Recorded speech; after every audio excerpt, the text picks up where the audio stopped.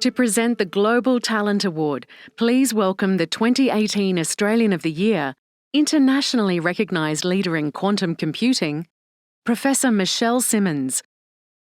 Good evening. My name's Michelle Simmons, and it's my pleasure to be presenting the Global Talent Award for this year's Global Australian Awards.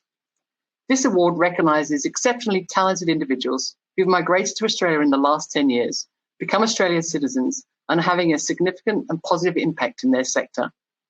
We are very fortunate to have these innovators call Australia home. They are tackling some of humanity's greatest challenges for the benefit of us all. The work of the finalists in this category ranges from materials engineering and research into clean energy solutions, to deep expertise in climate change and sustainability, to nuclear physics and engineering at the very cutting edge of international space research. These game changers demonstrate commitment, purpose, and perseverance that will move us all to a safer and more sustainable future. And the finalists are... Meet Dr. Cleanne Gabriel, a director of KPMG Australia based in Brisbane and the firm's head of decarbonisation transformation.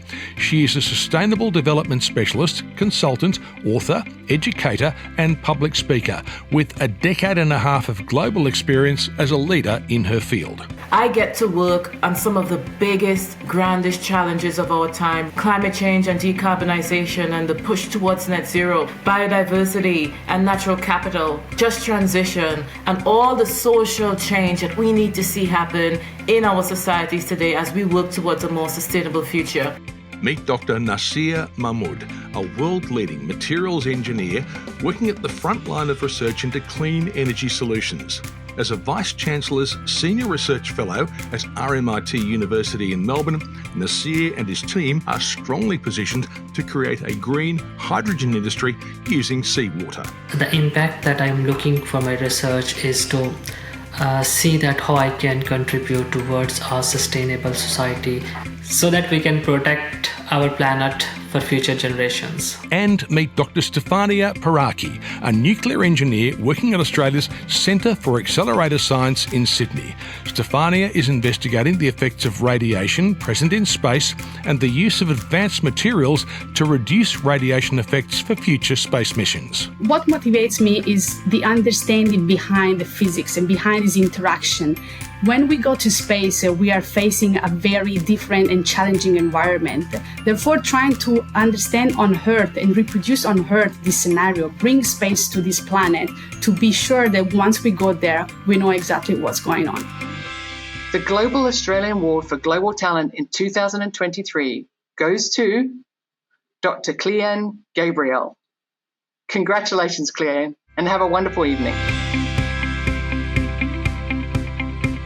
Thanks so much. Oh my gosh.